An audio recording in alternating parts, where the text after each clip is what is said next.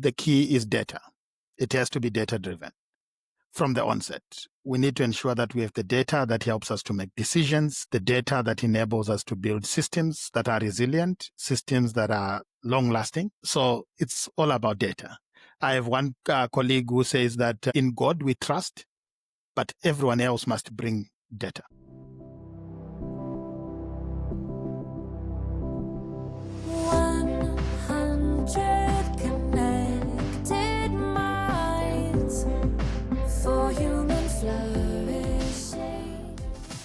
Good morning, good afternoon, good evening, wherever you are on this beautiful planet that we share together. My name is Cherrelle, founder of Cheza Cheza and calling in from Kenya. I'm hosting today with my wonderful friend and fellow education enthusiast, Alex Shapero from the 100 HQ in Finland. Hi, Alex. Hello, hello. We're very honored to have Jennifer Corriero, Executive Director of Taking It Global and the visionary behind the education innovation called Connected North. Jennifer co-founded Taking It Global in 1999 and has spent more than 20 years designing digital learning programs that bring youth, communities, and technology together. Connected North focuses on learners, their engagement, and strengthens learning outcomes in remote indigenous communities. This leading-edge program delivers immersive and interactive education services through high-definition, two-way video conferencing technology, which is super entertaining and engaging. It's made possible through a strong ecosystem of supporters, with program delivery managed by Canadian charity Taking It Global. Under her leadership, Connected North has reached tens of thousands of Indigenous students in remote First Nation communities through interactive virtual learning experiences, bridging geography, culture, and access through technology. So, as you can hear, Jennifer is a true trailblazer in digital inclusion, a passionate advocate for culturally grounded learning, and someone who knows how to take global education feel local and more personal. So, welcome, Jennifer. Thank you. We're also delighted to welcome our second guest, Dr. Faye Hodza, Global Senior Director of Programs at TIEEZ with an S, promoting equality in African schools. And he's the driving force behind the innovation known as Targeted Improvement for Equitable Education in Zambia. Faye brings decades of leadership in education across Africa. I've seen your resume. It's pretty impressive. Joint Peace, large-scale system strengthening work. Under his guidance, the TIEEZ program has partnered with the Zambian Ministry of Education to bring proven school improvement practices to government schools, starting with just 20 schools in 2021 and scaling to now over 170. The brilliance of this program is that it integrates PEACE's top 10 teaching practices, collaborative leadership training, and a cost-efficient model so that quality education improves without major cost increase to the system. So, as you can hear, Dr. Faye is a systems thinker, a champion of equity, and someone who believes that every young person, no matter where they live, deserves access to high-quality education. And of course, a huge congrats to you both for making the 100 Global Collection 2026. Very amazing.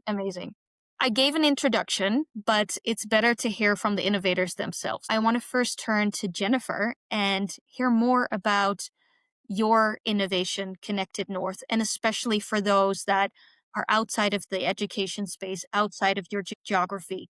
How would you explain the importance of this innovation? What problem are you solving, and why is it so important? Well, thank you. Thank you for honoring the program, the Connected North program, as part of the 100 collection. And as you mentioned, my journey in focusing on digital inclusion and innovation in education began in 1999. I was a teenager. I'm 45 now. And it was in the early days of the internet. And I was exiting high school and thinking about the ways that technology could improve education. And so throughout my work with Taking It Global, I had actually traveled to over 40 countries around the world before Connected North became a program within our organization 11 years ago. So my first trip to Nunavut, and I am based in Toronto, Canada. So Treaty 13 territory. It's the traditional territory of the Anishinaabe, including Mississaugas of the Credit, as well as the traditional territory of the Haudenosaunee and the Huron-Wendat, and gathering place for many Indigenous nations. And I had my first trip to Nunavut above the tree line in 2015, and it was a different experience to be in the Arctic Circle, especially above the tree line. The photo behind me is from Resolute Bay last spring. Just understanding the context and the role of technology in small, remote Indigenous communities. It's one thing to sort of read about or hear about, but I had the opportunity to see it firsthand, and that was in 2015. And because our organization had done a lot of work around appropriate use of technology, what drew us to this program, which was initially founded by Cisco, which is a technology company, and it was at the invitation of the head of Inuit Tapiri Kanatimi. So in Canada, Indigenous communities, there are three major groups. So there's First Nations, there's Inuit, and there's Métis. So in the high Arctic in Nunavut, it's Inuit peoples. And so the Inuit peoples of Canada, they were looking at how the region has the highest suicide rates among the world, actually, as well as the graduation rates is below 40%, actually. So it's quite devastating. And so how can we use technology in ways that are culturally appropriate? And so the innovation with Connected North is using two-way video conferencing. Students in classrooms are able to take virtual field trips. So we partner and have grown this program now to over 500, we call them content providers. So that's galleries, museums, science centers, aquariums. And we also work with individuals, individual artists, elders, various role models. So we have many Inuit role models for Inuit students, First Nations role models for First Nations students. So bringing in role models that can share aspects of their language, their culture, their identity, and there's a lot of nation-to-nation learning as well. So that's important because it's grounded in relationships and also affirming the identities of students, giving them resources where they are. And almost half the sessions we send involve kits. So it could be a science experiment, a solar powered car, for example, or it might be arts-based sessions. There might be traditional, maybe they're making a pin or a gift. Maybe we're giving them a sealskin so they can make a sealskin bracelet from someone in another region.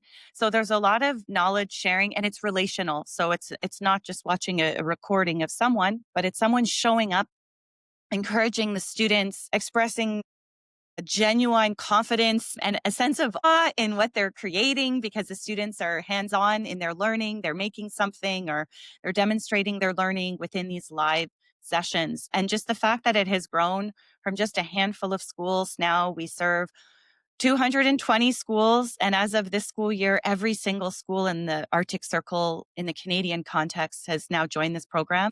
And also we work within remote communities, not just in the Arctic Circle, but in other regions, Indigenous communities across Canada. So last school year, we serviced over 200 schools, 7,750 sessions, over 1,300 teachers who have booked a session, and every session gets rated. And we have a teacher survey, and the results are astonishing. 96% of teachers say that Connected North contributes to attendance and motivation for learning. So it's just been incredible to not only use technology as a mode of engagement with the students, but also thinking about ways to design the back-end architecture of how we run the program at scale, but yet make sure that each and every session is tailored to the needs of the classroom. Thank you so much, Jennifer. I feel like there's so much to unpack here, from technology to inclusion to diversity. Very interesting to dive deeper into that. Before we do, I would love to give the opportunity to Faye to explain more about your innovation and how the TIEEZ program, if I'm pronouncing it really well, actually is supporting the students, and what is the problem that you're solving, doing that on a very large scale. So please explain more.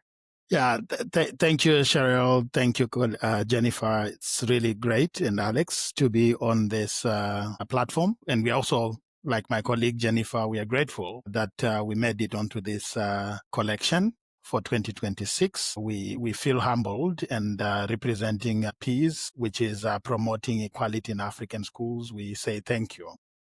And I'm not only, TIEEZ actually is a non-profit organization that is operating not only in Zambia, but also in Ghana and Uganda. So I'm representing the children of Africa that are benefiting from these programs that we are doing. And Cherrelle, we say TIEEZ, which stands for Targeted Improvement for Equitable Education in Zambia.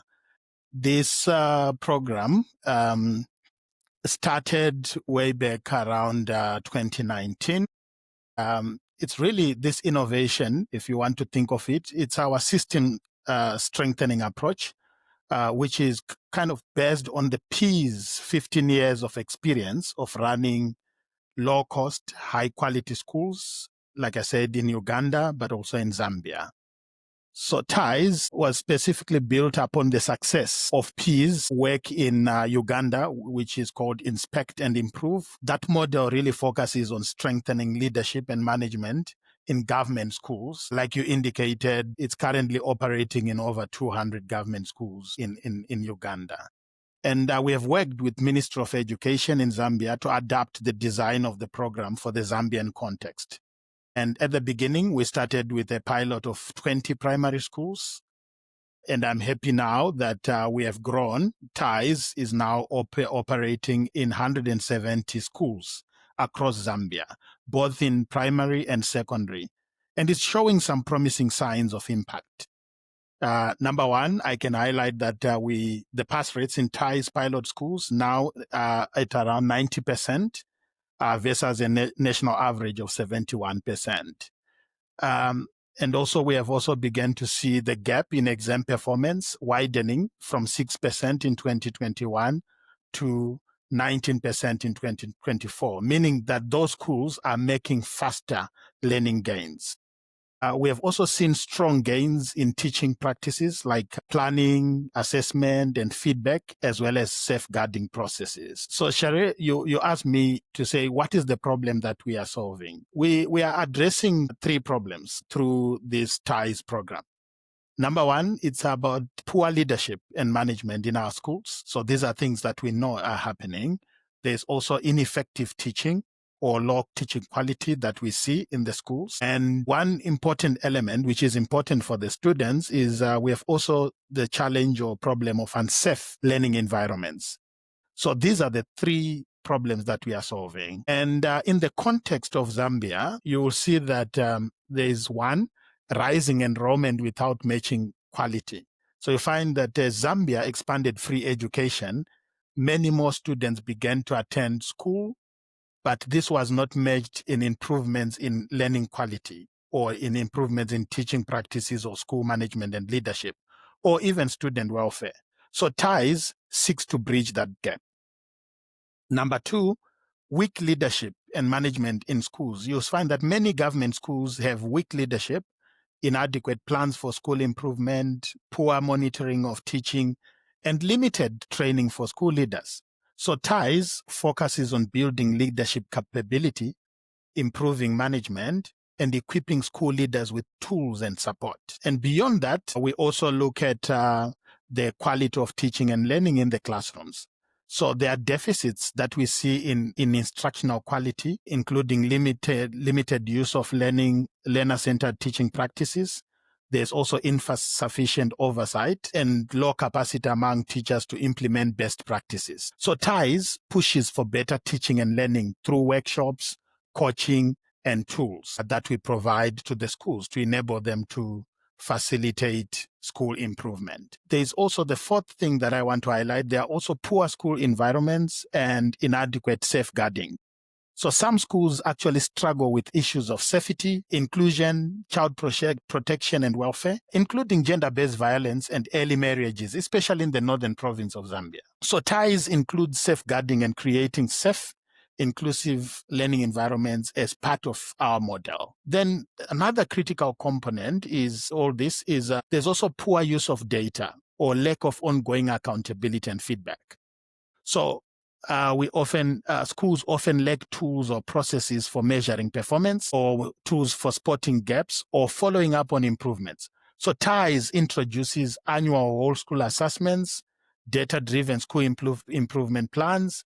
We also do learning walks, monitoring and coaching to ensure continuous improvement. Then finally, related also to issues of safeguarding, there's also the equity issues, especially for marginalized students. So one thing you'll see with our programs of peace, wherever we operate, we go to rural areas which are quite remote, in places where ordinarily, if there is no peace school, there will be no school there. So issues for students from rural, poor, or otherwise marginalized backgrounds are disproportionately affected by low school quality. So TIEEZ aims to ensure equitable education, that is improving learning outcomes for all, including especially girls and lower performing learners. So our point is that no one should be left behind. Thank you. Thank you, Faye, and thank you, Jennifer. And it's incredible for both of you, the kind of scale that you've already reached within your respective areas. And so I want to say, on behalf of 100, once again, it's incredible the work that you were doing. And you said thank you for featuring your work, but I have to say on behalf of us and also on behalf of the students that you are working for, thank you for the work that you've been doing. One of the things that really strikes me about both of your organizations is that you're working to combat this question of equity in schools, right? And not that, certain children are treated better than others per se, but rather that all students deserve to have access to this quality education. Educational quality is actually a bigger crisis these days than access to education. And it's so interesting how both of you are taking these very different approaches towards answering that question. And so I would love to start this off with a question about how both of you really adapt your program to meet these local realities. How do you make sure that innovations, the work that you're doing, isn't coming from the outside, but really respecting the local communities that are there already? Yeah. Well, definitely being a respectful guest and a community partner that has open-mindedness and humility and treating everyone with kindness. Those are like little very basics, even in our guidelines for our content providers. It's respect, kindness, and curiosity. Having that mindset of curiosity is part of trauma-informed approaches as well. So you might see certain behavior of a student, but you don't know what happened last night. You don't know if they had a good night's sleep. You don't know if they had a meal that morning. So they might be, hiding under the table, or they might be throwing something against the wall. I don't know. But it's not our place to make judgment, or it's not our place to, as a guest, to kind of tell anyone what to do. We're there as an invited guest. And what we have to share is, as a collective community, is what we're invited to share. We do often, it's expensive, so it's not always the case, but we prioritize where feasible community visits. And while I mentioned a few gaps, we don't want to be problem-centered or deficit-centered. So inherently, we see the strengths of the communities. We see the strengths ultimately of the students. We see the strengths of the teachers, and we build on those strengths. So, for example, if we see a student that has a hoodie and they're listening even to something, oh, what are you listening to? What kind of music do you like? And then maybe pursuing a music session, maybe the genre, or maybe it's lyrics writing, or maybe they're doodling something, and you notice that they're really good at drawing. So maybe we get a cartoonist in, and maybe that's the session. So there's a lot of nonverbal communication that we can gain insight on, as well as we just ask, like, who are you interested in connecting with, or what topics are you interested in learning more about? And then we offer suggestions. And if we don't have those options in our session menu of where there's 2,500, but it started with just a handful of sessions, and then they weren't interested, let's say, and, oh, well, do you have someone here? Can I speak to an Indigenous lawyer, an Indigenous doctor, an entrepreneur, an architect, or, or an elder, someone who can share songs with the drum, even if it's from a different region. So that's the other thing, is with a diversity, like if our program is bringing in guests that are not from that community. And we always say it's never to replace the knowledge within the community. So the virtual learning is not to replace what could and needs to happen on the land, or going outside, or any of the things that could happen without technology. We're a complement. And from a quality perspective as well, we ask for our sessions to get rated, not only by the teachers, but also the guests, the content provider, because we want them to have a good experience and we want to be a good program of choice. And then every session is hosted. So that's a third person, kind of like this interview, we have a host. So that creates that space of, I would say, inclusion, and also feedback loops that allow us to improve the quality of our service. And then also teachers are often in small communities. It's in small remote communities. You might have one teacher that's from somewhere fresh out of teachers college. So they don't have the experience. So what they appreciate as well is learning alongside. So we have to think about the role of the teacher and giving these opportunities for professional learning that are both in, we do offer sessions for professional development for teachers, but then also inviting a Connected North guest during a session with students. Teachers are actually gaining pedagogical skills, technology skills, and they're learning alongside and even different strategies for engagement. It's important for teachers to have those opportunities to learn alongside the students so the students can see their teacher learning as well and be able to open up new possibilities.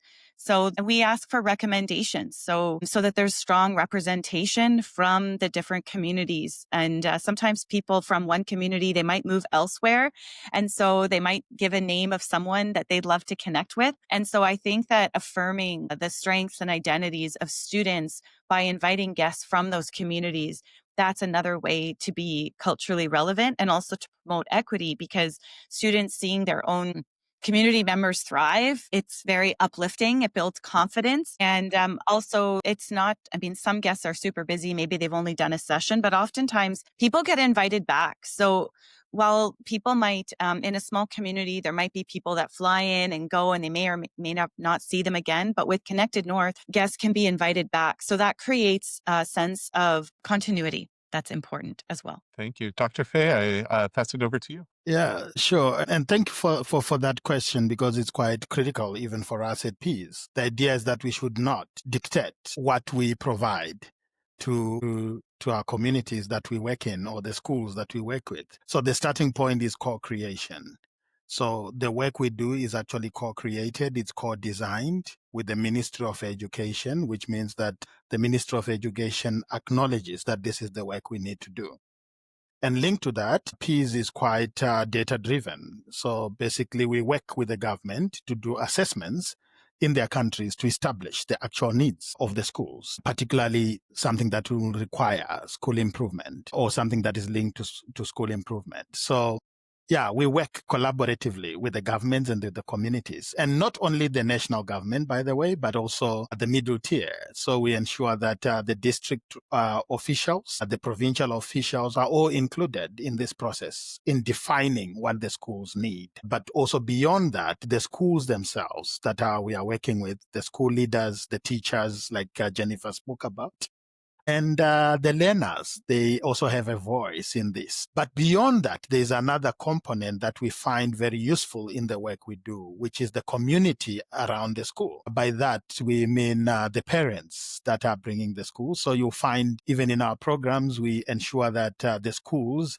have parents-teacher associations. We work closely with the school governing boards. That enables us to remain grounded in a way that will enable us to address the real needs of the schools, not what we feel. So there's a difference between real needs and the felt needs. But here we are really thinking about what is relevant to the communities. So that's key in ensuring that we do the real work. But beyond that, I think we have also learned through experience that they tend to be, when we get into spaces, some players tend to bringing technical expertise as if the government does not have technical experts like us. So that's why you find that there is an acknowledgement of the skills and capabilities that already exist. So we work together. So even when we are doing the initial assessment of the needs, we actually work with the government partners to ensure that what we are doing speaks to that. It's linked to what Jennifer spoke about, which is respect. So we respect the communities we work with, we respect the governments we work with, but also we trust that their intentions are in the right place. So we trust that they will be interested in the model. Why that is important, that is also linked to sustainability, right? Because at the end, the schools or the children belong to the nation. And the challenges that we have are the country's challenges and all of us challenges for all of us. So we have to pull together. So now at the end, it's not only about the community, but it's the convergence of interests. And our interests are the children themselves, that ultimately the children get the best education. They have the best leaders that care for them. They are getting the best teachers that provide the proper teaching and learning that actually ensures that learning is taking place in the classrooms. By the way, we now know that just being in the classroom does not equal learning. So we want to ensure that the children who are in the classroom are actually learning. And that's why the teaching and learning focus. Cherrelle spoke about our top 10 teaching practices. These are tried and tested practices that we know when they are implemented in the schools, the children will benefit, and they'll never see them as something that is coming from outside. They see them as something that is being driven by their teachers, by their school leaders, by their governments, and ultimately producing the results that we want. And finally, it's also thinking about how we turn the schools to become safe places for the children. One of the biggest challenges that we see in our countries is that children, caning is still something that people can believe can help to transform students. Beating up children in school, marrying children when they are still young. We're saying we need to transform that. I think that convergence of interests, that we come together and say, there are positive disciplinary methods that we can use that benefit the children. I think that's where we are. So it's really about building trust. It's a convergence of interest, accepting that the governments have the responsibility to provide education, and we are coming here to support something that the governments are already working on. It's about co-creation and co-design of the work. Yeah, so that's how we are. And it's also aligned, your question, aligned with the one of Peace core values, which is we collaborate, we don't compete. I think it's so beautiful that the 100 collection shows so many innovations around the world, and that we're so different in a way. We're calling in from different geographies or even continents, but that there's also such similarities. And I hear that in your stories as well, of how you really focus on the learner and the context, and that takes shape in different ways. Part of the podcast is that we're connected, and I want to also give you an opportunity to connect. And you've been hearing each other's stories, and I'm wondering if there's anything that sparks your interest and you're thinking, this is such a burning question for the other person. So I don't know, Faye or Jennifer, if you think I really would like to know more. Well, we work with 36 and growing education authorities, very different school boards. The governance system is also different. The way things work in Canada is that there's education is by province or territory, but then also there's a different relationship with First Nations communities on reserve. And then like Nunavut has a separate arrangement with the federal government. My question to you is, in working with the governments, do you find it to be time consuming? And how do you build the, quality relationship at all the levels? We are fortunate that we have had a good history working in Zambia and Uganda. So we have built a strong relationship with governments in a way that sometimes they even come to us requesting for support. So it's becoming easier and easier to work with the government because there is value add that they see in the kind of work that we do. So that's a positive that we have. Right. So the president of Zambia is the champion for foundational learning, for example. And because of that, there is an emphasis on education. But not only that, I don't want to speak on behalf of the government of Zambia, but there's something I want to celebrate, which is they also have provided free education for all. So in my introduction, I also indicated that came with its own problems. But you can see there is commitment to the provision of education in the country. So that understanding, I think political will is something that we have seen in the countries. Having said that, I agree that it's difficult. Some of the challenges that you would face, especially in the early stages, is bureaucratic red tape. So you see, for decisions to be made, they have to move through the whole process from the local level up to the minister. And sometimes some decisions would require cabinet approval. So that can take time, especially when it's something to do with policy shifts, which is the kind of work we are moving into around system strengthening. So that process really takes time, but it's also resources that they have. I think the limited resources that they have sometimes makes things take longer, because even though you want to move very quickly, if there's no budget, the government struggle to move with that. So those are the two among several things I can raise that makes working with government difficult. However, coming back to the initial point that I made, in the TIEEZ program, we're fortunate that the government really has bought into this. They realize that it's a smart buy. It's the work we do serves as good example of what can be done in all the schools. And they are seeing the results, like I said earlier, that there's real improvement. And so there is buy-in and support by the government. I'd like to share a contrast in the Canadian context, if I may, as I know this intent of this as an international kind of community. You know, it's very interesting. In Canada, we don't have a Minister of Education for Canada. It's by region, but also because we're talking about well-being in schools, right? And with well-being for Indigenous communities in schools, after Confederation 67, the government of Canada imposed a very traumatic education system for Indigenous children,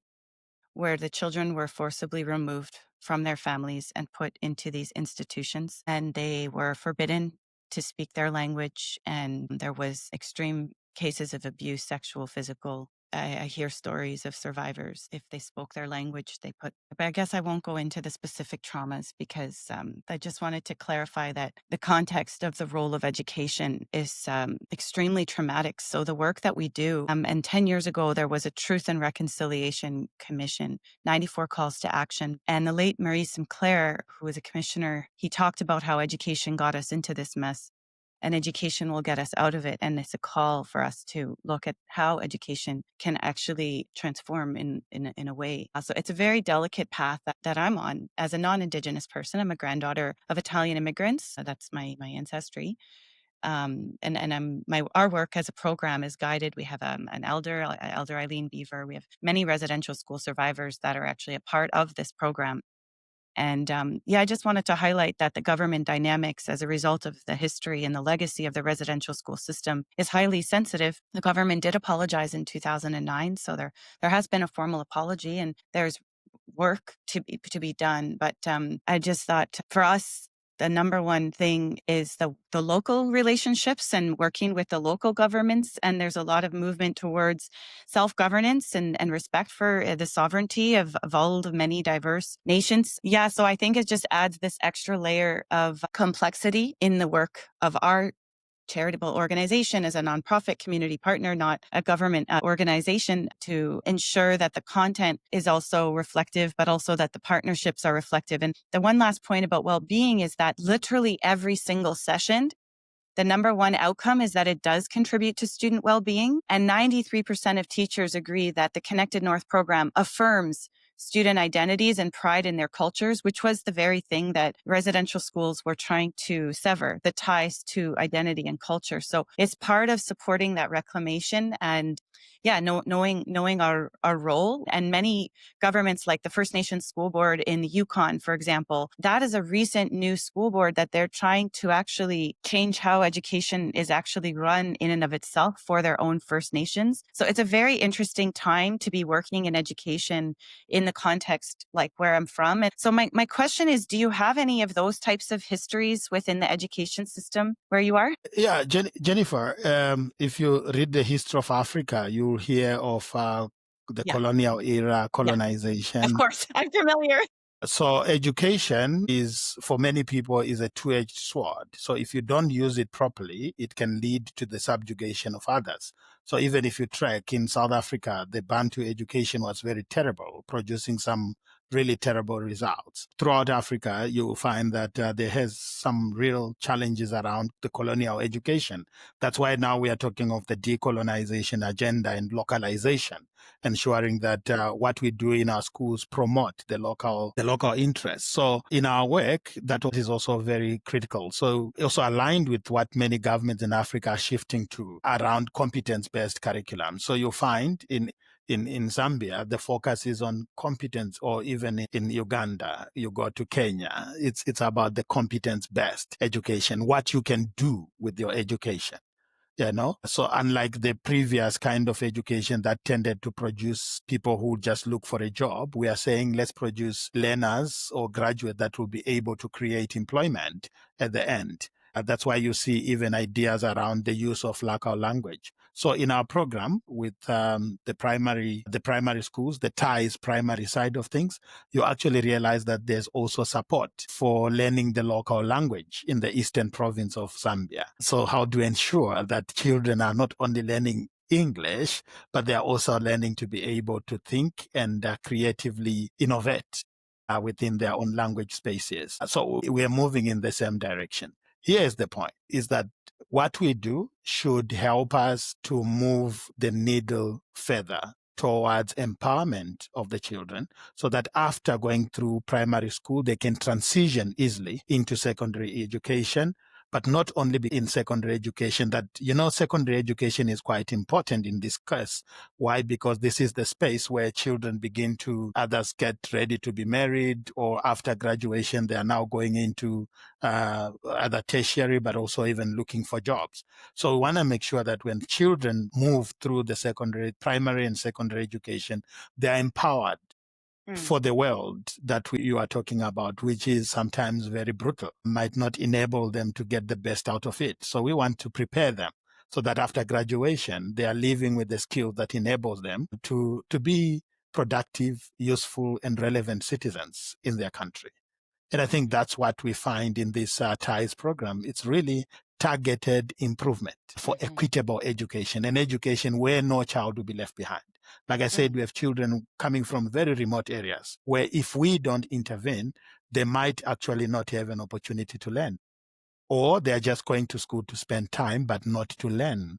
Yeah. You see? So I think that's the uniqueness of our context, but also the brilliance, I believe, of what we do. Thank you. I want to thank you, first of all, both for sharing that historical context and really deepening on our understanding of the context, because I think when we talk about inclusion, we need to dive deeper into these contexts, because I think, I work, for example, in Kenya, and we work in slum communities, and usually we get this label that should be all encompassing of people who live in slums. And I don't think that's true, because there's so much diversity within that as well. And there's so much complexity that cannot just be solved by one innovation or one solution. And I know it's maybe too much to ask to reduce it to one lesson, but if you look at policymakers and if you would say, I want to share a lesson from my work in terms of inclusion, what would that lesson be, and what would you really like to share with them? Well, there's not a line item for what we do in government.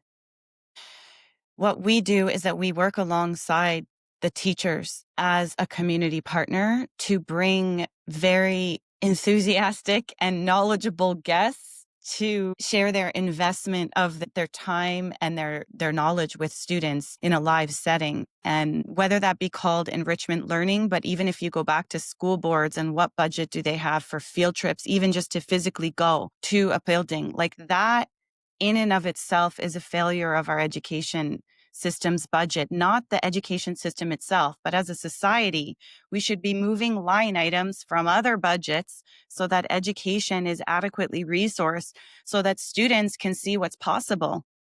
That's it. It's so simple. That's my one thing. Yeah, in the system strengthening space, for me, the key is data. It has to be data-driven from the onset. We need to ensure that we have the data that helps us to make decisions, the data that enables us to build systems that are resilient, systems that are long-lasting. So it's all about data. I have one colleague who says that in God we trust, but everyone else must bring data. I love that. And I hope that, this podcast is not only for education enthusiasts, but hopefully a lot of policymakers are also listening to this, and governments, and we want them to learn from your experiences. Yeah, so Jennifer, your program is quite interesting in the sense that it is interactive, it's live, virtual engagement. So in places where we work, in some places there is no electricity, internet connectivity is hard. I was wondering, in the context you work, do you have such challenges of internet connectivity? If yes, how do you deal with them? And if no, Okay, you have already said yes. There is, yes. Yeah, so the issue of access from an infrastructure perspective is certainly one of the catalysts for the program when it got started. So it was Cisco that in 2013 was actually looking at this issue of the internet connectivity. And then I will say that from an electricity standpoint, there's a max in the power grids. So it's not that there's no electricity, but there's limits to it, but it's not the same challenge as in the African context, mostly the internet connectivity. We've worked through the government to optimize. So there is internet connectivity, but not unlimited. So what we've done is we've worked through governments to optimize the minimal bandwidth to prioritize the video connections. So we have a ticketing system. So when we book the sessions, we have to register the ticket. And then it competes in a way with the police or the health or like all of the different departments. So that's why, the quality certainly better be worth it, and which it is. But that's how we've managed to, but the access has improved significantly in the past decade for the communities. So the infrastructure gap is still there, but not the same as the context that you're working with. And that's, I think, the role of the private sector, right? Because from a market perspective, they don't have the same interest in investing in the infrastructure because this population size is smaller. So that's why there's sometimes increased accessibility in more urban areas. So certainly there are those constraints, which is why we try to bring in corporate partners. Cisco was the organization, the company that started it, but the program transferred to our charity in 2015. So we run and operate the program, but because the company was involved and they're sort of responsible for like the plumbing of the internet, their engineers in the early days were able to take a look at how to actually create that connectivity that was necessary, and not just them alone, but they have a supply chain. So if there's ways to involve corporate partners in the infrastructure challenge, I would say that is an important part of that ecosystem. Thank you very much, because it's a big one. We are also really thinking deeply around how we ensure the blended learning, because we have actually realized that the teachers, whether you talk of teachers, you talk of the middle tier leaders, they are very busy, and sometimes to get them for a professional development session might be very difficult. So the best way is to do it blended, so that at the end they can learn during their own time, including the students themselves. We would want them to learn independently in some situations. So having this kind of online accessibilities, I think it's key. So good reflection there, The one Jennifer. thing Thank I'll you. say is, because it's not like a one-to-one, because the infrastructure is not there in most cases. So some schools we work with, they may have one-to-one, where like we might bring in a guest and they'll teach the students programming, and they're coding, and they have their own device, and those devices have internet, but that's pretty rare. It's increasing, like one-to-one access, but that's why the modality of the program, where the entire class is with one guest, and that's the priority internet for the entire school, and in some cases the entire community for that 1 hour, because it's that limited. So you want to optimize what access is available for that context, so that you're offering what is appropriate and obviously accessible. So no, I appreciate the question, and it highlights the digital divide. And I will say 20 years ago, the United Nations brought together the World Summit on the Information Society, and they brought member states, and they all signed on to these commitments. And there's currently a 20-year review, and our organization was one of those civil society members, part of that process to talk about digital inclusion. And we were there for the 20-year review, and we actually organized a whole multi-stakeholder input process. And our report is submitted where we look at the aspects of digital inclusion, which of course includes infrastructure, but we argue as well content, context, and community. How we use the technology is also equally as important. And sometimes when we're investing in digital inclusion, we're just looking at the hardware and the software and the infrastructure, but we're forgetting how we're using it. And the default is that we're going to all end up just using things that are not relevant and possibly harmful. So that's why I think that our role and the role of the 100 organizations, the role, like we need to keep uplifting organizations that are focusing on the well-being. We can't just bypass that. I want to wrap it up with a forward-looking question, which is, when you look into the future, either for your organization or for you all as individual people, what is your dream, your vision for the future of education? Okay, yeah, it's a mouthful, but I'll speak about peace. In the next 10 years, we want to ensure that we have at least 3 of the countries that we work with have permanently strengthened education systems. So that they don't rely on aid. I think one of the things that we have really realized in the past few months, couple of months, is that relying on aid can be a challenge. So we need to permanently strengthen the education systems so that they are resilient, so that they are self-sustaining. We see that as a critical point. So if we can have in the countries that we work with and other countries, so that if USAID cuts its support, or any other government, what we are seeing, if they cut their support, we are able to continue. So in the next 10 years, our goal is to ensure that the countries that we are working in have very strong education systems that are resilient, that are powerful, that are working for the children. Ultimately, the point is every work that we do must benefit those who need it most, who are our children in the schools. Well, for myself, my bigger picture vision for education is that every staff member that's responsible to create an environment for the learners, that they feel well supported and that they have what they need to tailor the experiences to each of the learners, that every learner feels surrounded by people who believe in them and that they have access to the resources that they need to deepen their knowledge and their competencies and their skills and their capabilities, that every school building that is in disrepair has adequate facilities budget so that there's high quality air for people to breathe in the building, and there's natural light, and that there's that sense of beauty, and that students can have like adventures outside the building, that we see education as a place of learning that's not just inside 4 walls of a classroom, that we truly take students outside of that so they can see what's possible. Within the context of Connected North, it's been a decade